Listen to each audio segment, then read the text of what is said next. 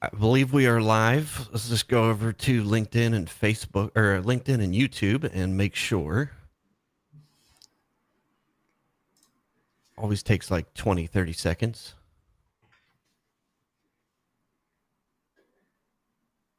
There we go. Yep, I've got a notification saying you are live. Sweet. Welcome to the Behind the Geeks show. We are Sans Richard Sans, the one and only. The one and only. Mr. Pete himself. He's Exactly. gone on holiday. This is kind of like a box of chocolates. You never know what you're going to get when you watch this show. But yeah, today, welcome to the show. I just wanted to thank you, those who are tuning in live. Tell us where you're tuning in live from in the chat. We always like to thank those folks who show up live because guess what today's topic is? Live streaming.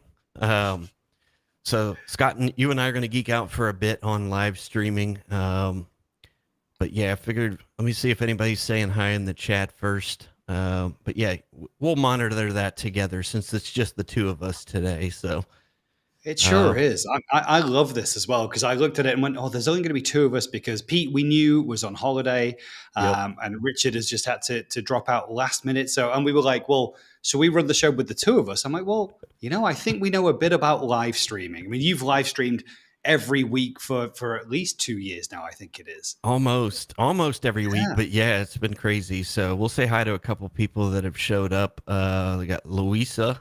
So let's show her up on the screen. Welcome to the show, Louisa. Hopefully I got that pronounced correctly. Here's Dawi. He says hello. I know he's been following a good bit. And let's see here, one more. So Richard Agdigal. Oh, Adji. That's Richard. I know Richard. Okay, good. Awesome. He's an awesome guy. And then we got one more from Singapore, Rajesh. Oh, nice. So sweet. So I guess we'll be testing a couple things over the last couple of weeks, the time of the day, the time of the show. So I always like to see which one works better, where we get audiences from. So this is going to be fun topic. So if you have questions, you're watching live, put those questions in the chat as we go, because we're more than happy to answer any questions at all that you have on live streaming, running an MSP. It doesn't have to be live streaming, but we're going to kind of focus this week's show on live streaming in particular. So, but yes, I started live streaming on April Fool's Day of 2020. And it was crazy because we were 2 weeks after COVID hit. And I was bored. I'm like, okay, everybody else is at home too, so let's find something to do. And it was interesting, kind of how that started. I think we had like 900 viewers on that first show, which was crazy to me. Whoa! Because it was like 8:00 at night on April Fool's Day. I don't even remember what the topic was. I got to go back and find that original episode, but the audio was okay. Video was terrible. The tools that we're using now weren't really around. So there was a lot of things to learn, and it was a learning curve. I'm an introvert. I don't know whether you are, Scott. I am a 100% introvert. I am the same. I had this conversation with my team the other day, and they couldn't believe it because they're like, "But you're always on video and you're on stage," and I'm like, "Yes, but you have to understand." Like there's actually a toll that I pay for that because if you just put me in a room naturally, I will just want to just stay in the corner by myself. Like my way of getting recharged is just in silence, just by myself. Maybe I'll, read something. I say read, I listen to audiobooks all the time, but it's just my way of recharging and getting energy back is just that silence and just being by myself. My wife, on the other hand, full extrovert. She gets so much energy just from being around people and talking all the time. And she's always on the phone and on WhatsApp and just chat. I'm like, I don't know how you do it. I need that recharge time. And it was funny because, like I say, I had this conversation with my team and they were like, we just kind of thought you were moody some days. And I'm like, no, when I come back in the office and I've been on these live events, I just need some recharge time. So I'm a bit quieter. But it's interesting how you can kind of almost develop like an on stage personality and an on live stream personality. People go, "Oh wow, you're always so full of energy and excited," and I'm like, "Yeah, no, that took work. It took work to kind of be like this on camera, I guess." But how did you find it those first few sessions? It was nerve wracking. My wife looked at me after like the first couple, because she was the same way. She knows how I am, and she's like, "I don't know how you do that." Like and I was, but I went it with a different perspective. One, I wanted to help people, and that's real. Like that was the only thing I concentrated on. I didn't necessarily worry so much about myself, but I was in the middle of a recession in 2008 with a 4-year-old MSP and a 4-year-old kid at home. Oh, wow. So I remember that feeling that I had during the recession of 2008. I was like, holy crap, what am I going to do? Yeah. And I remember how lonely that felt because Tech Tribe wasn't around. A lot of the community wasn't around in those early days of an MSP. And I just remember thinking to myself, I need to talk to other people. I need to communicate with other people and network with other people. And it was difficult to find people to network with. So that was my goal when I started live streaming, was I just wanted to be a conduit for other entrepreneurs to get online, and we can talk. We can talk about the things we're going through, and my goal was just to help people get through that tough time, especially in the early days of COVID. But yeah, it was nerve wracking. I was like, okay, I wasn't good at it. I stumbled through the whole thing, but I learned from others that were doing it too. I know Pat Flynn was one that I learned a lot from. He went live Okay. every day for 365 days straight. And so I tuned into his show. I watched what he was doing, and I was like, okay, I like that. I like the community he's building. I like the fact that, okay, we're just going to get on there and talk about whatever. And I didn't really have a game plan, but I knew I wanted to do it. I only had the stones to go once a week. And, I was just like, I don't know how, and Pat even admits, after 365 days, it was nerve wracking to him. He wasn't going at it for channel growth or to sell anything. It was just a different approach. And that really came across. And it was very therapeutic for me at the same time. It was kind of cool because it did bring me out of my shell. It did force me to do things that I wasn't comfortable with. But I love the effect. I love that you and I are talking right now because of my live stream. Pete and I met because of my live stream. He was my first guest that I had on my show. But it was I learned so much, and in the process built community. And in the process, I've gotten business from it as a side effect. So, but yeah, how did you find those first few when you started live streaming? Oh, so the funny thing now is that we kind of look back and I look at this room of equipment that I have in front of me, and this really fancy microphone and audio interface, the lighting and the camera. And I've got an auto cue here so I can look at you in the eye whilst we're having a conversation, not be doing this all the time. Yep. But like when we started, it was I'm not kidding. I had an ironing board, my laptop, and a Logitech webcam kind of balanced on top. So just to kind of get it to kind of eye level so I could, have the conversation with people. And you go through so many, just so much mental challenge going, I'm not the expert. I don't have all the answers. I'm not the right person to be doing this. There's people better than me who should be doing this. And you kind of put all those barriers in your way. And eventually you just have to go, I'm just going to try. I'm just going to go and, you know what? I'm not the best at it. I don't have all the answers. I don't have the best equipment, but I want to help people. I genuinely want to put some useful stuff out there that people will find helpful. And I think I've got some things to share. And you've got to get over yourself, if I'm really honest, because I don't know how you got 900 people like on your first show, but like for our first, live events, we were getting like 2. And I was like, oh, thanks, Mum. It's nice that you could come. Dad, great to see you. But like you would get 2 people. And I think that's the whole thing when you start out in video is you worry so much about what people are going to say, what they're going to think, the negativity that you're going to get back. And actually, the honest answer is you're not going to get any of that in the first few because Yep. people aren't there. The audience isn't there that much yet. You're not famous, Yep. you know. Exactly. So it gives you a great opportunity to get in. And what I get energized by is that positivity that comes back. Because, oh, thanks, that was a great session. Oh my gosh, I learned so much. Hey, you said that one thing and it really resonated with me. And you're like, yes, that's what I wanted. I just want, if I could just help one person with one thing, that's what I wanted out of it. But it was pretty messy. It was pretty sticky. We didn't have all this great kit. It didn't sound good. It didn't look good. But yeah, we've learned a lot, I think, in both our live events and like our YouTube and LinkedIn videos over the last 2 years. And I got inspired by you, genuinely watching your live shows. You would have like these graphics that come up at the bottom. You'd have cheer sound effects that come on when people join that you'd heard from before. I was just like, wow, that is next level. And that's before you're in your new studio that I know now, because I remember you gave us like a backstage view of here's how I'm doing everything. Here's the Macs I'm running on. Here's the cameras I've got set up everywhere. And I was like, this is gold. Like you actually did a whole episode of your show on just here's how I stream. And I was like, I learned so much just from watching that. And then we're like, right, let's level this up. But in the same way, we've built great relationships with people. We've found customers and clients to work with because they've just seen us and heard us. And we've got so many of those hurdles out of the way of just being a faceless IT organization, right? We've seen people just get attracted to us. And that's so important because people buy from people they know, like, and trust. We talk about that all the time in Tech Tribe.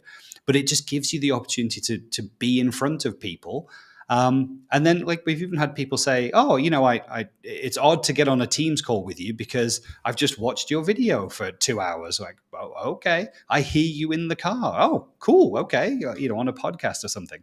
And it's just so nice to now, we're almost getting people to know us, like us, and getting all that out the way before we've even spoken to them.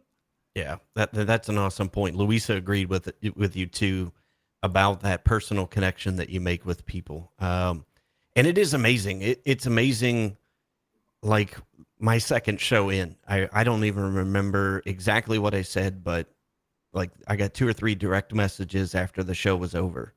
And, it was incredible that you could reach people at that level through just getting behind a crappy Logitech C920 webcam and a Blue Yeti microphone and a black wall behind me. That was it. And it just, that gave me the motivation to go again. I'm like, okay, it's like golfing. I'm like, okay, I hit one good swing, one good shot. Okay, I can really do this. And it was just like, let's play one more hole, But it was, that's what energized me is getting those messages from behind the scenes where you're actually able to reach people at a completely different level. And I think that is the power of live streaming in particular. So we'll kind of divide this up too, because I think we can talk a little bit about the tech. We can talk a little bit about the personal connection. But you touched on it as well, is that's MSPs are worried about getting into the video game. We'll talk about, the things that keep people out of the game as well. Which one do you want to start with first? Because we got some stats that I want to show people too on why video needs to be in your marketing.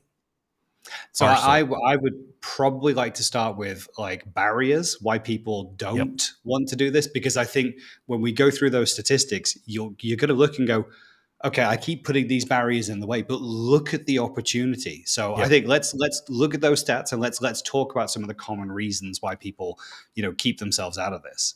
Perfect. Yeah. So, and I think there's a few of them from just marketers at the end too. Those barriers, why general marketers stay out. But I think there's some specific to the MSP industry that we can talk about as well.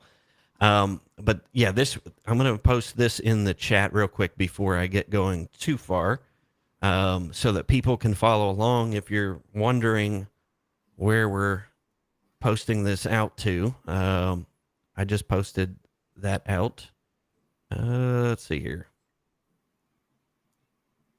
Looks like it only went out to Yep, YouTube and Facebook. Let's make sure. Let me pop over to LinkedIn real quick and make sure that I put that in the chat Okay. for our folks on LinkedIn. So I just put that in the chat if you want to follow along with Scott and I.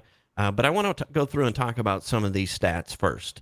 Let's talk about the opportunity of video and online content consumption. This was last year, and I'm curious to see what this is this year. An average person spends 100 minutes per day watching online video. I mean, that's That is, crazy. That's 2 hours a it's, day yeah. watching online video. And that's just nuts to me. You think And, about and that. I think that they're excluding like the Netflix kind of browsing from that. This is, actual watching, I guess, marketing type content or YouTube type content, but they're not necessarily talking about like your Netflix and your Disney Plus type streaming services here, are they? I don't believe so. I have to verify that. But yeah, I think it's just um, in general over social media platforms. Yeah. Because this is specifically, talking about marketing. And I love this. By 2022, 80% of the global internet traffic will come from streaming videos and downloads. I mean, that's nuts to me to think about. But then I examine my own habits over the last couple years since COVID. I'm the same way. Like my primary channel for a large part of especially the first part to the first year of COVID was YouTube. Like Yeah. literally in the evening, that's what we would do is find stuff on YouTube. Um, yeah, because the normal stuff just was boring. Nobody was making new TV because of COVID. So I'm like, okay, let's find something else that we can watch. But do you know what the other good thing about YouTube I found is that like when you were thinking about I want to do live streaming, I want to know what equipment I should have, I want to see people doing it well. YouTube was a great place to go and get inspiration for those things as well, Yep, and good and bad inspiration. You could see people and go, well, I don't want it to look or feel like that. Okay, so let's try and do better than that. Let's go and look at some other people. When we started out in video in general, we did a quick bit of research, around through the Tech Tribe, through LinkedIn, and we kind of built together a list of 10 MSPs in our, region, I guess, who were doing video marketing. And we yep, could barely find 10 at the time, right? But we right. found 10 and we went through and we watched pretty much all their videos and we wanted to see like what are they doing, how are they doing it, how do we think we could improve on that, how could we put our spin on it, how do we get our message across in a good way, and took the good and the bad from those. And that's where YouTube was really helpful for us, at the start of this whole video thing. So again, I'd encourage people, if you're thinking about getting into live streaming or your video, watch some of your competitors, because I don't think Yep, we're as competitive as it used to be, like you said back in 2008, where it's more of a supportive community these days. I think, especially yep, when we have great places like Tech Tribe, there's so many people you can get inspiration from, that's such a good resource now. And yep, so I still watch that and I still get inspired by people. Go, great, okay, how do we level up? But you've always got to start somewhere. And I yep, think when we think about those barriers, people are going to look at like the setups like you and I have here and just go, well, I don't have any of that stuff. I don't have any of this equipment. I can't produce anything that looks as good as this. So why bother? It's going to cost a fortune to get started, and I don't know what I'm doing. yep, But we all started somewhere. Like if yep, we've all seen the YouTuber Marquez Brownlee, yep, uh, he's absolutely incredible. yep, But if you go back and his first video is still on YouTube, you go back and look at it, and it's just filmed with the webcam on his laptop. yep, There's no special lighting, there's no special effects, there's nothing. It's just him in front of a really, really old webcam. It's all blurry and fuzzy. But he just started, and now that guy makes, I assume, millions these days. But he has millions of followers. He has a whole digital media empire now that is born from, he just started somewhere and yeah. just kept getting better week after week. Yeah, and it's now I study YouTube. I don't watch it just to be entertained. I study, Mm. and when I watch a video, I study. Okay, how did they do that? What is the story that they're telling through that? How did I get emotionally attached to that video? So those are the things I look for now. But like you said, Yeah. yeah, you got to start somewhere. And yeah, I look back at my first first video, man. Like, that's terrible. But that was the goal. My goal was to get 1% better. Yeah. That's it. Like, I wasn't going for monumental change from week to week. It was just 1% better than last week. Yeah. What do I want to do a little bit different? So let's see here. Richard had a question. Let me go back and see here. Put that up on the screen. We'll answer those. Did you film in HD to start with? And that was the interesting. Like, 1080. I still record in 1080. Most of the streaming platforms will only do 1080. If you're doing recorded video, I think you do 4K. Don't you? I know Pete promotes 4K. But yeah, you do 4K, Scott? We still just do 1080 HD, just because of the file sizes and the editing time. Because again, all of that stuff has an impact on how quickly you can edit things. So we have our digital marketer in house, and she does everything on just on a Mac laptop, which is perfectly fine. If you're doing things in 1080, you can chop and change and move files around really quickly. But 4K, things start to get really big, quite clunky. Yeah, you need a machine that can handle 4K editing. So let's keep going on. Great question. Thank you for submitting that, Richard. Again, please ask questions in the chat. Scott and I will take periodically. We'll stop and answer questions. But the other stat that was on the homepage here was 6 out of 10 people prefer watching online video content compared to TV. So again, think about that, where your channels are, where the market is going. And then let's look at the mobile device. These kind of stats surprise me a little bit, because I tend to watch more on, either Apple TV or my smart TV or a computer. Like, I don't watch a lot on mobile, but again, it's not about me. And these are the stats that really reinforce that for me. 75% of videos played on mobile devices. And that was just, okay. And you got to kind of think through that. People, what are people doing with their day? And they're watching video content. People are 1.5 times more likely to use their phone to watch a video. Most millennials view in portrait mode. Again, all of these stats, you don't really have to, spend a lot of time initially thinking about it, but just see where the opportunity is. Video consumption on mobile increases 100% every year. So again, it's going to increase by 100% for 2022. So let's talk about the individual channels, and then we'll talk about, some of, looking at it from the lens of us as MSPs and MSP marketers and as MSP prospects. And I think that's a kind of interesting and eye-opening too. These are how mobile platforms compare. And have you seen this correlation to be pretty similar with the videos you put out, Scott? So it's interesting, because we get more viewers on YouTube, so exactly like that, but we get more business leads through LinkedIn. So the content that we put on LinkedIn, and I guess, we try and make the content similar across both channels. We don't just post to both, because that's not a good strategy. We try and create content that's relevant to both audiences. We tend to get more consumer interest people on YouTube than we do business interest. But like, LinkedIn is our stomping ground for making content where we think people are going to resonate with that and then want to form a business relationship. And because of you pulled out one of those great stats earlier about people watching things on mobile devices. There's another great one somewhere further down that says 80% of that video content is watched with the sound off. We make a big conscious effort for that LinkedIn production to make sure that we go ahead and add subtitles to every video that we post. YouTube will do that for you. There's a button, it'll take care of it. But on LinkedIn, we specifically go and add the subtitles so that people can just scroll, it auto plays, and then they'll sit and read what we're saying, which is really cool. Yeah, and specifically talking about video and today's topic, live streaming, YouTube is pretty easy to get streaming on YouTube. Like, there's no process to go through. LinkedIn used to be a little tougher to get into. However, I'm going to give you a quick tip if you're on LinkedIn.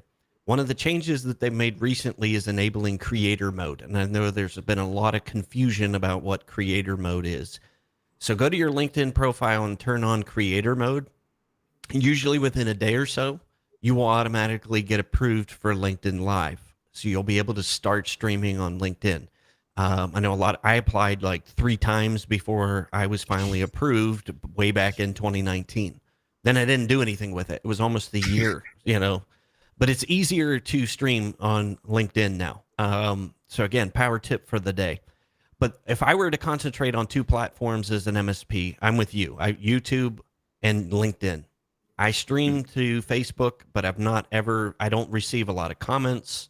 I don't receive a lot of engagement.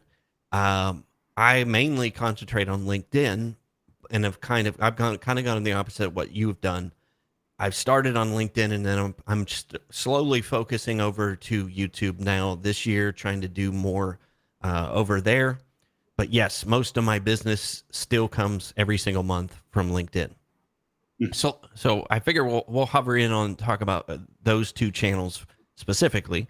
So LinkedIn is the first one in the infographic here. Posts on LinkedIn are shared 20 times more than any other format. So, I mean, we're all looking for engagement. We want people to do something with our videos. And here's that stat. 80% of videos on LinkedIn are viewed with the sound off. And that, I'm not kind of surprised by that. That was one of the reasons we started doing it. I started seeing a lot more people. And then again, I started noticing myself. When I'm viewing that, and I'm in a room of people or I'm somewhere and somebody has the captions burned in, I like that a lot better. And it's, this was another interesting stat too. And I've tested live streams. We'll get a certain interaction, but then I also repurpose my live streams, which we can talk about as well. I slice up small segments of our live streams into 30 to 90 second clips. And that has been phenomenal for engagement and interactions on LinkedIn from my original live streams. I'll play that snippet and then I'll have a link if they want to go watch the full episode like this here. If people want to go watch the full episode. So it's done a number of things for me there. I don't have to go back to the well and find, okay, what content am I going to make? When I do a 1 hour live stream now, think about how many 30 to 90 second clips you can make out of a 1 hour live stream. I mean, I think I both love you and hate you for that suggestion because that is so obvious. And I've done so many live streams now, but we're constantly just going, okay, we need some more content. We need some more things to put together. Let's get the production schedule out. And I'm like, yeah, we have an entire catalog of live streams that we could chop and just get the useful bits out of and go ahead and yeah, and it's, that light bulb came on for me a year into live streaming. I'm like, okay, because that's what I have that same challenge. So we'll talk about barriers. I think that's one of the barriers that people have. What type of content am I going to create? But we'll talk about that when we get to the end. But I'll be honest with you. I'll let you in on a little secret tidbit for what I've been doing with social media as a test for the last 6 months. As you know, we moved, I've got a new studio, new house, all that good fun stuff. I've had my social media on autopilot for 6 months. If you go back and look at any of my social media posts, other than the intermittent live streams, I've not done too many of those, especially this year. Most everything is content that I produced 7 or 8 months ago. Huh. And it's been on autopilot for 7 or 8 months. And it's that same content being queued up and repurposed out there. But it's all snippets from podcasts. It's all snippets from live streams. I've not created a single piece of unique content for 6 months. But I post every single day and have content on there that is driving engagement back to my old live streams and my podcasts. That's really smart. Think about that when you're thinking of live streaming. That right there is, again, I would write that one down first because I wish I had gone back and done that. But that's what we started doing last year, like mid-year. I was like, okay, out of each show, how many I cap it at 10. I'm like, Yeah. 10 snippets is like most I want to sit and, edit. And I think I've covered that in a previous live stream as well, how I go about doing that. I'm probably going to do another one. But that's what we do. I have a whole checklist of, okay, this is what we do. This is how we create all of those little snippets of content. And then I put them into my social media scheduler, which is CoSchedule. And then I set them with their requeue feature, which automatically puts them in a cycle and will only post them a couple times a month. So I think I counted them last year at like 279 unique pieces of content, Whoa. all from live streams over 3 months. And that's what blew me. And then I added the podcast in there. I do the same thing with my podcast. My podcast is literally 10 minutes, but I create 3 or 4 snippets and audiograms out of my podcast. So every week I'm producing 10 to 20 unique pieces of content from one live stream, from one podcast. And like this is what we always tell people when they're doing social media, they're doing LinkedIn, and whether it's video or not, it's to be consistent. It's to consistently keep posting and communicating with your audience, because that's what's going to drive attention over time. And so people look at that and go, oh my goodness, how am I supposed to post every day? How am I going to post multiple times a week even? I'm barely getting time with everything else that I'm doing. I'm barely getting time to post once or twice a day. And then the content that we're producing once or twice a week, it's taking us so long to produce that content that we just can't keep up with twice a week. It's not possible. And then you've just gone and outlined a great strategy to go, do you know what? You've made one 1-hour video. I'm going to go and get like a piece of content from there and 10 micro pieces of content to then go ahead and keep repurposing that. Yeah, it's so amazing. You literally just 10 times the content straight away. Exactly. All that from, one webinar. And a lot of people get freaked out because it's a live stream, and that freaks people out. It freaked me out. But I'm like, when I started doing it, I'm like, this is no different than doing a webinar. It's not. This is exactly doing a webinar, except anybody can watch it. Like, this is literally what we're doing right now. The only thing that is different is the tool we're using. It's not Zoom. We're using Restream to do this, 100% of Restream. And the exact presentation is the same. I'm getting on camera, I'm talking, I'm showing my screen. Like, that is a webinar. Live streaming is not any different. But what was interesting to me is the fear of missing out factor and the fear of, or the what do I want to call it? The excitement people get for live. Like, that kind of made this completely different than a webinar. Like, people are chatting, like Richard and those of you watching live are chatting. Yes, you can do this in Zoom, but there's just something about seeing your name on screen and people participating in the conversation. Like, there's much more engagement. And that's what I want to talk about right here, and that I have seen from LinkedIn, and specifically the live stream itself. Brands get 24 times more comments and 7 times more reactions on LinkedIn live streams compared to a published video, a pre-recorded video. Now think about that. That is the whole point of what we're trying to do with marketing is, one, let people know we're here, who we are, and get their attention. We're all fighting for attention. You now have something that gets 25 times more comments and 7 times more reactions, whether that's an emoji or people sharing or doing something with that content. So if you're asking yourself, okay, I've been posting on LinkedIn forever, and I've just been, posting out other people's stuff, this is a prime way of creating unique content. And you only got to do it once a week. And it doesn't even have to be once a week. If you want to get on once a month, you can create 10 pieces of content out of one effort. And you're going to get 25 times more comments and 7 times more reactions than the normal stuff you're putting out on LinkedIn.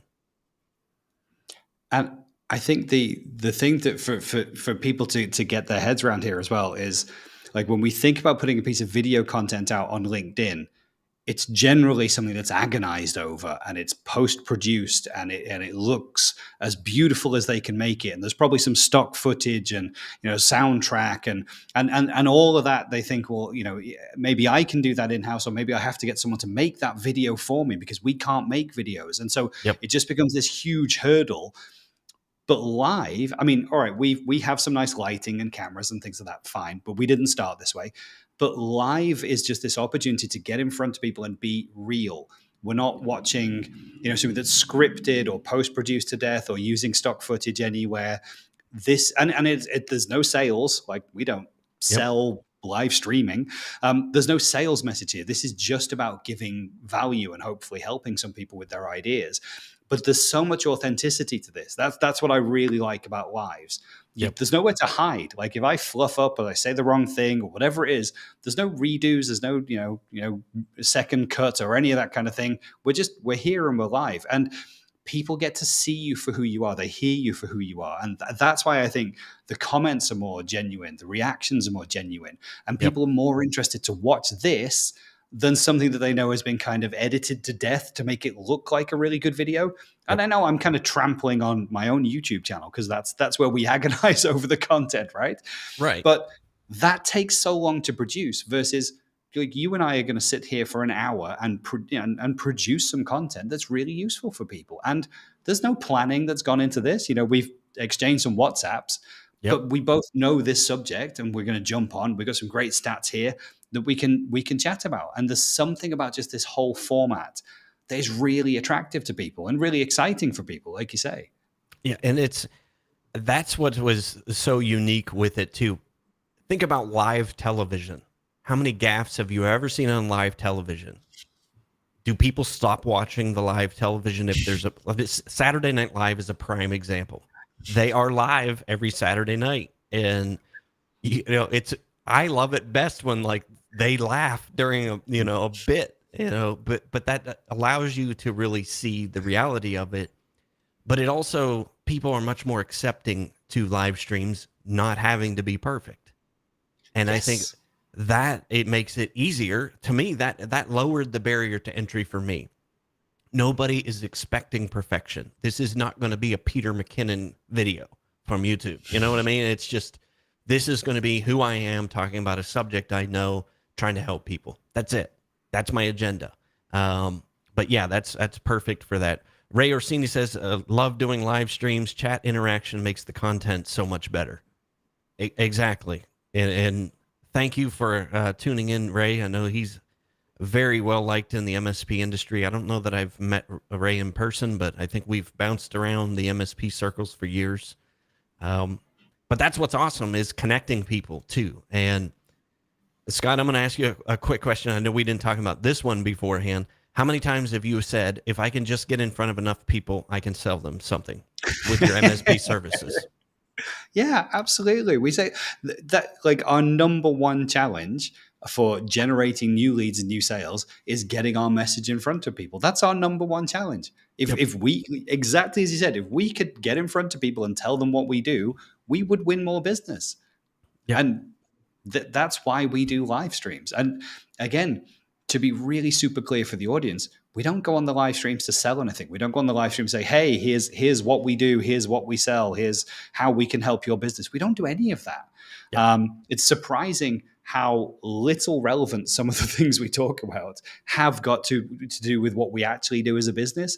It's more about people seeing you, hearing you, and then they kind of putting you together. And it's almost ephemeral, I guess, over time because of that consistency. They just kind of go, oh yeah, that's that guy that's always banging on about Microsoft stuff. And then when they have a Microsoft thing, and I had a phone call today that was just, we needed a Microsoft guy and you were the guy that we thought of. Yep. Cool.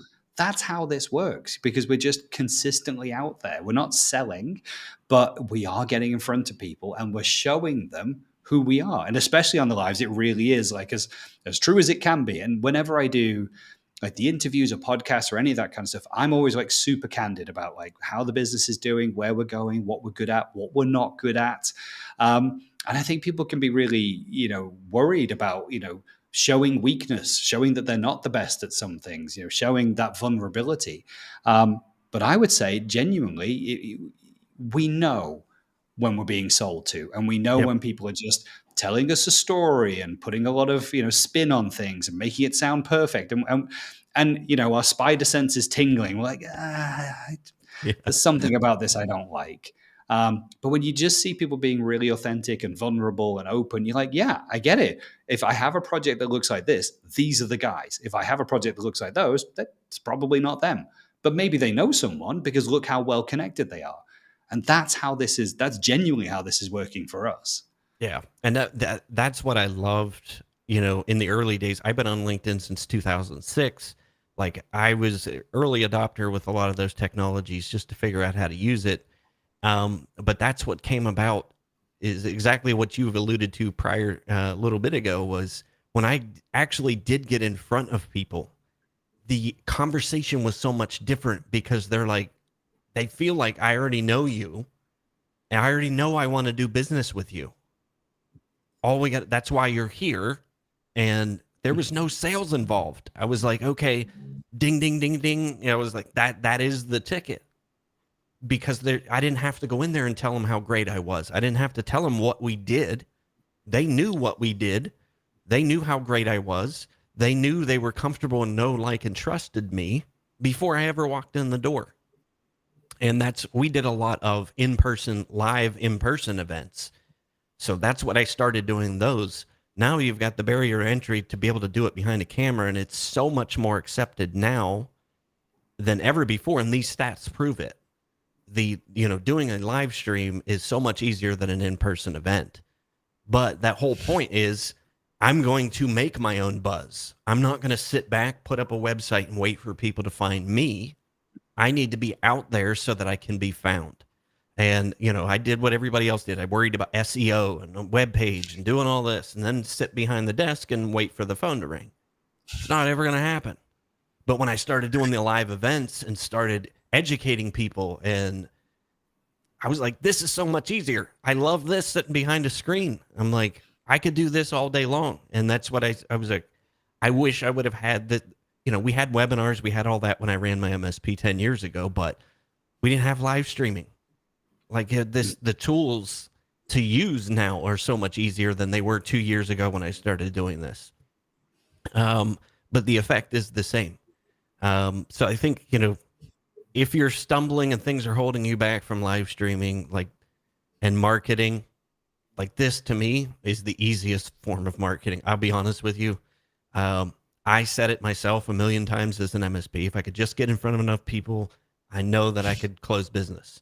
And if I had a dollar for every time I've heard that from an MSP that I've coached in the 10 years since I sold my MSP, I would have my own island. Literally, I would have my own island. But this is how you do that. You get in front of people, make your own buzz, make your own marketing, and it's never been easier, and it's really never been cheaper, honestly. And when we think about what you've dropped on an average for marketing last year, how does that compare? And how does that compare to how much you spent on your video gear in your office? Oh, for us, I mean, even like I was telling a story at an event last Monday, and I mentioned that we tried an outsourced marketing campaign for Facebook, and I was a bit skeptical about Facebook, but this agency had convinced us over and over again that they had, multiple MSPs who look like us, sound like us, feel like us, and they'd been really successful at lead generation.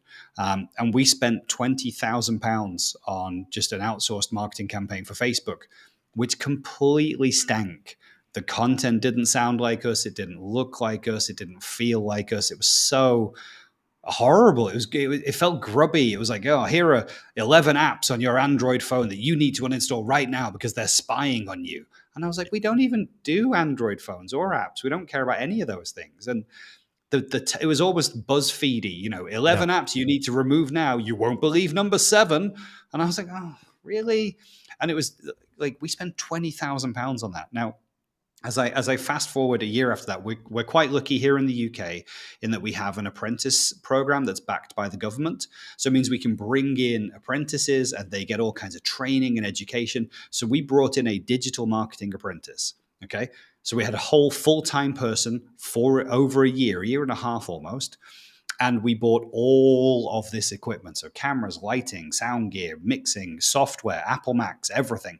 All of that together cost less than £20,000. But the Yep. content that we've been able to produce, I mean, one, the volume is significantly bigger. The production quality is better. But it's us. That's the most important thing, is that it's us. You see us, you feel us. Every piece of content resonates with who we are. That's the whole thing. And I just look at that and go, £20,000 for that campaign that ran for about 3 months and got us no leads at all, and £20,000 less that we invested in our own person and our own equipment. And yes, I admit it takes time. It takes time out of my day to think about the content and plan it and put it together. But I'm not the one doing the hard work. I sit in front of the camera for maybe an hour sometimes, and then Kaylee does all the work, the post-production, the subtitling, the editing, the putting it on YouTube. All of that stuff happens with our, she's not even an apprentice anymore. She's been here that long. She's graduated to being a full member of staff. But it's night and day, the quality and the quantity of the content that we now have. And plus, because we have all this cool stuff, as Ray has just said in the chat earlier, Yep. we can now just jump on and do a live event. And if we're doing like a recorded piece of content, I mean, he's saying generously, it takes him 4 to 5 times longer to record the same than if he just does a live event. Ray, it's a lot longer back here. It feels like a lot more than 4 to 5 times.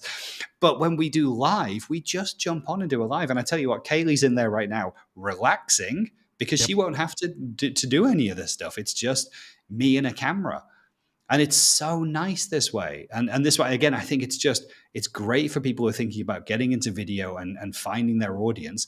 This is a perfect way to do it because the hurdles are kind of out of the way. Get a camera, get on live, and start talking to people genuinely. Yeah. And like, that's a question we see in the tech tribe a lot. That's a question I get asked in my coaching. If I was going to, spend on Google ads or SEO, or like, if I'm going to spend $1,000, what's the best place to spend $1,000? Oh, buy yourself a camera, some good lights, and a microphone. You can do that for less than $1,000, and that will bring you more marketing leverage than anything else you'll do. Yeah. And again, that's my humble opinion, but you just proved it on video. If you're going to take $20,000 to $20,000 of the same spend, what's going to bring you the most ROI? Yeah. And I can point at one video. I regularly point to this one video because I laugh because it's probably one of the most boring videos we ever did. It was 30 minutes deep dive of how much does it cost to use Microsoft Teams as your phone system. Yep. But then I can also point at that boring video and say, hey, that brought in one £50,000 consulting opportunity that we won and we closed and we worked with that client. But just yesterday, someone booked in a call on our new website. They booked in a call with us. I was like, great, out of the blue. They just booked a call with us and they said, I watched your video on Teams pricing twice. I'm like, wow, that's an hour of your life you are not getting back. But they watched it twice and they basically just said, you clearly understand this stuff much better than we do. I'm being told all kinds of different stories, and I just want to speak to someone who understands this. And that happened like yesterday from that. And that video is now, it's over a year old. It may even be 18 months old now. I haven't looked. But it's a piece of content we made a long time ago where it was just me stood in front of a camera, again, no fancy equipment, with a really boring piece of content. But I tell you what, this is the funny thing. Like, people wonder about what is it we should say? What's the content? There's Theo's question. What is the content we should use? There's an audience for everything that you might want to talk about. Yep. If you get it out there, the audience will find it. We don't have to agonize about SEO, but we do have to think it's a long-term view, Theo, because that video, way over a year old. I'll check later, but it's way over a year old. But yesterday, someone phoned up and said, hey, you know this stuff. Can you please help? And now we're quoting that person. And so that is fantastic. That's the best thing I think about this video stuff is that it's kind of evergreen. Yep. If the topic's right, then you have this evergreen. But my real answer, I guess, for Theo is I would pick content that is valuable to your audience. You might have to define what your audience is and think about who you're talking to, but I always try and make video that is valuable to them. It's not about me selling Yep. what we do and our services and, hey, you have this problem with security in your organization. Guess what? We can help. We don't make that content. Yep. We might talk about 10 great ways to improve security in your business, and here's some advice, genuine advice, none of which that is guided towards if you buy it from us. It's all just, here are the right products or services, here's the right things you should do, here are the right procedures you should have in place. Here, value, and that is then making us look like we're happy to share, we give freely of our knowledge and our expertise. And if they go, that's great, but I just need it doing now, and we don't have time or we don't have the expertise, but I see that you guys do, that's where it then becomes a potential sale opportunity. But we don't set out any of that content without thinking, what's the value that we're giving to the person who's going to watch this? Yeah, and I think back to it, I mean, as an MSP, the content repository that you have as an MSP is endless. Honestly, there's so many things that we could talk about. And again, it's just striking that right balance, trying to reach the exact audience you're trying to. But like you said, that's the thing with YouTube is you could have a video come out of nowhere that shows up in somebody's feed when they do a search a year from now. Yeah, that's the benefits of in the live streams. The same thing. Like I've had somebody last month that said, I watched this video of you. You did covered time batching and calendar blocking. I did that last July. And somebody called me because they saw that and said, okay, let's jump on a call. Can you teach me how to do that? So it's like I got business from that, from something that I covered a year ago. And, that's the beautiful thing about it. Ray makes a point too, is, he uses topics that come up in the communities he's part of. He obviously sells to MSPs, so the MSP groups that he's part of, but the key point that he makes, if you're targeting users of a certain professional group, like for us was attorneys and property management companies, that's where we looked. What professional associations are they part of? What groups? Yeah. Where do they hang out? And if I watch those groups, it's never been easier to find out what is it that is on their mind. If I go into an attorney group that I'm a part of and people are, saying, okay, I've got a problem with X, and people comment, or when people share that, I now know that's a piece of video content that I could create, especially if I know how to solve that problem. I can get on there and just talk for 30 minutes. It doesn't have to be an hour. Like you could literally sit on a live stream for 15 minutes answering that question for people and then post that in that group. Again, no sales of any kind. You're just saying, here's how I would solve this problem from a technology perspective or a business perspective. And I think that right there is that these don't have to be tech conversations. No. People, no. And I think, sorry, go. I think that's the important thing. A CEO or an executive that's on, especially LinkedIn, they want to see somebody who's a business person. So if I'm coming to the table I'm solving a business problem that I know you have, they don't know how I know that. If it's a group of paralegals association that I'm part of, and I find out all these paralegals in whatever town that I'm in are having this problem, now I have the solution over here, and here's how we educate people to fix that. I'm now, that makes me that much more valuable to who my target audience is. But yes, the trade associations, networking groups, you got to be there. And it's never been easier. It really hasn't. No. And I think one of the barriers I was going to mention is, again, you would, like if older school MSPs, people with the wrong mindset, I'm going to say, will look at that opportunity and go, well, I'm not going to post the answer to that business challenge on a video for free in this forum, because they could just go to their existing provider and say, hey, you know, I've seen this and this is what we need. So can you sort that out for me?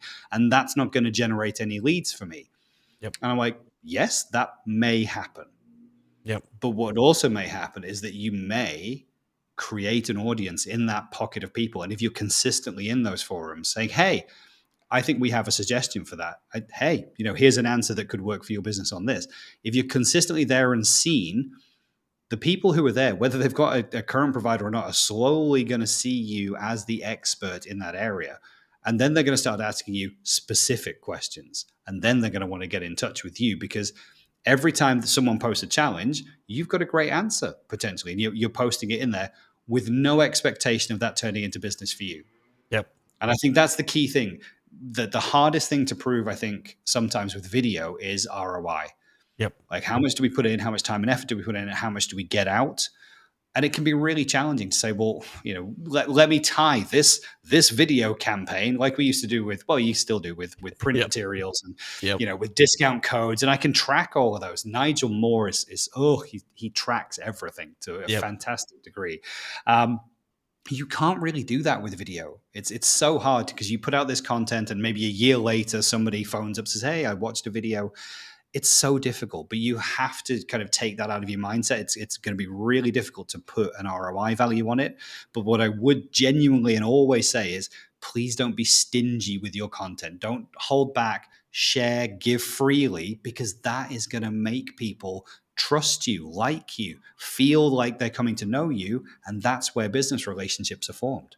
Exactly. And this doesn't have to be an expensive venture. Ray even said you can even use a cell phone. I mean, the camera on your cell phone is like incredible. Oh, yeah. It's better than any webcam you're going to buy out there, honestly.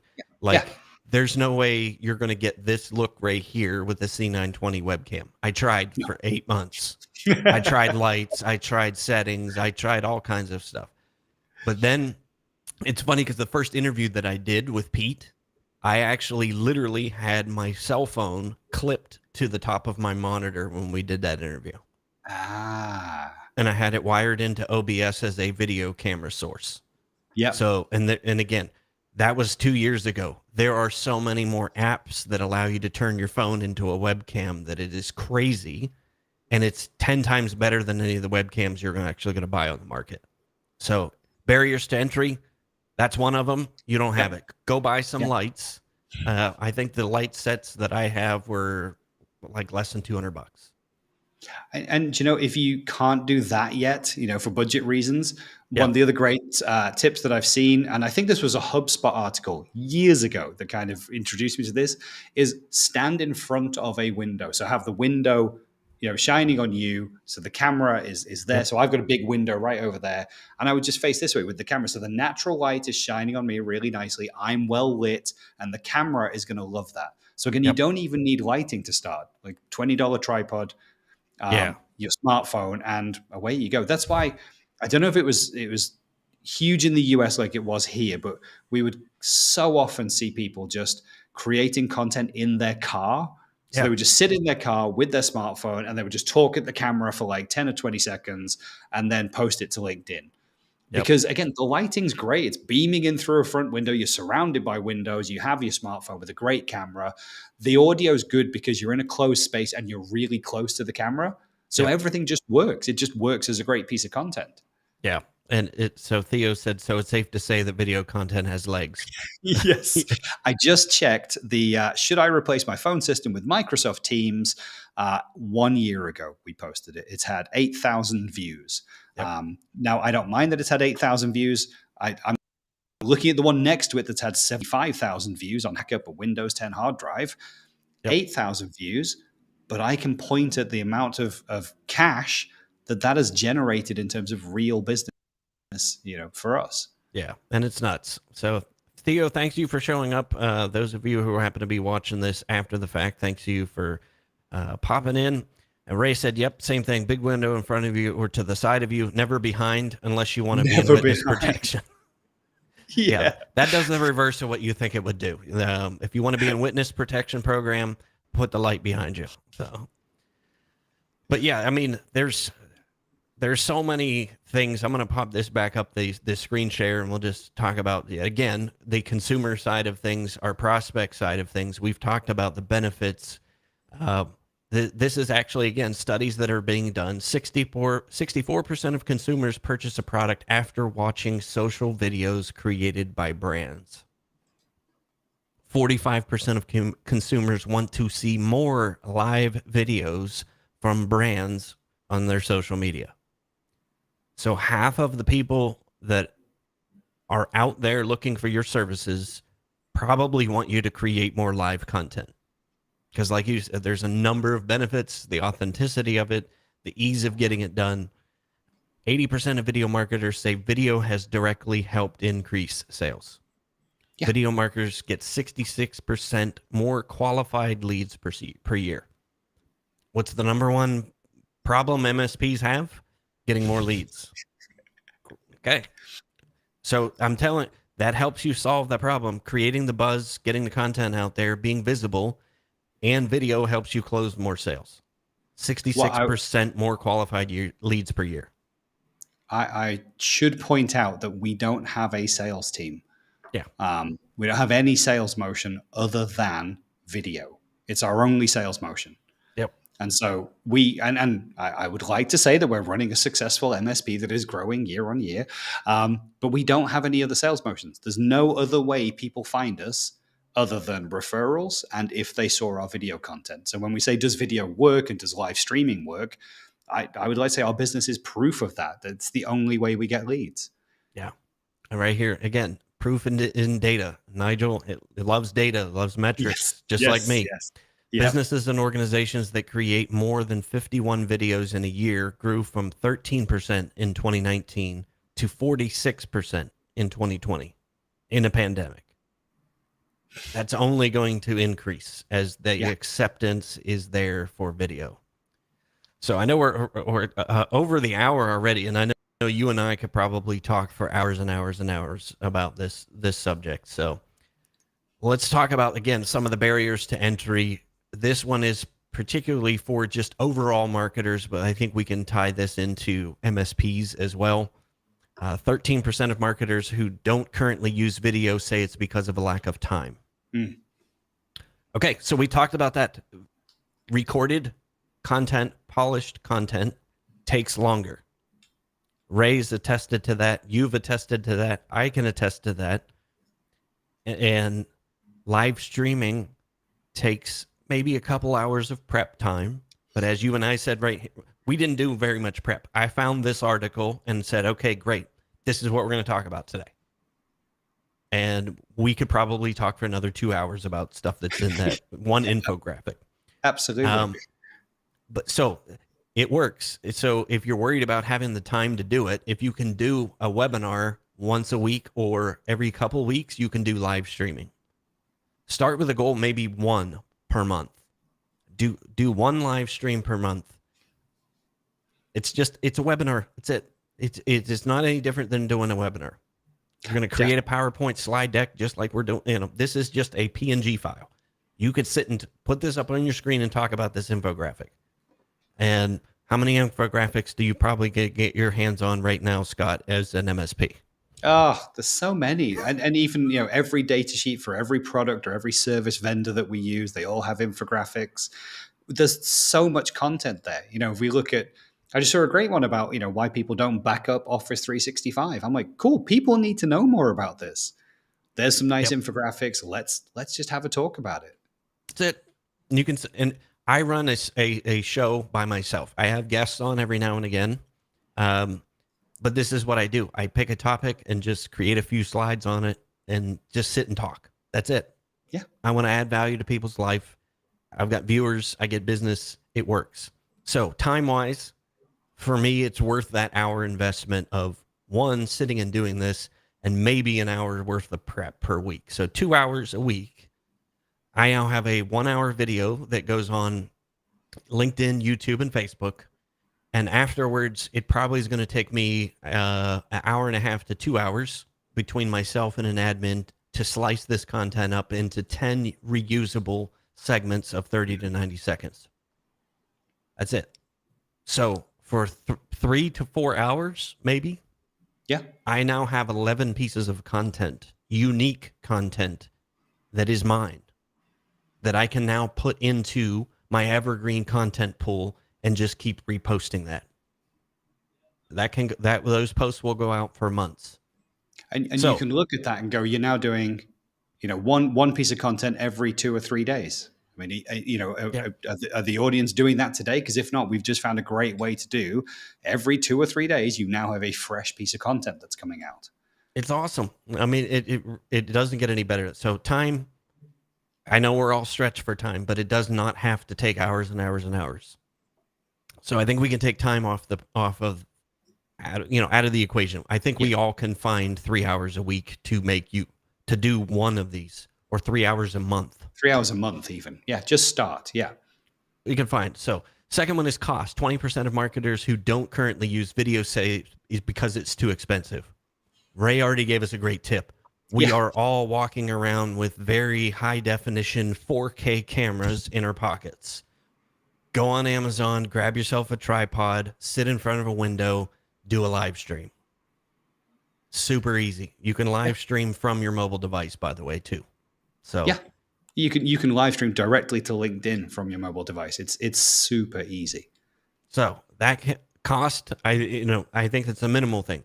If you're going to elevate your game over time, once you get comfortable making a process, and this is what I will tell everybody, make a process as you're doing this so that you're not recreating the wheel every time you go.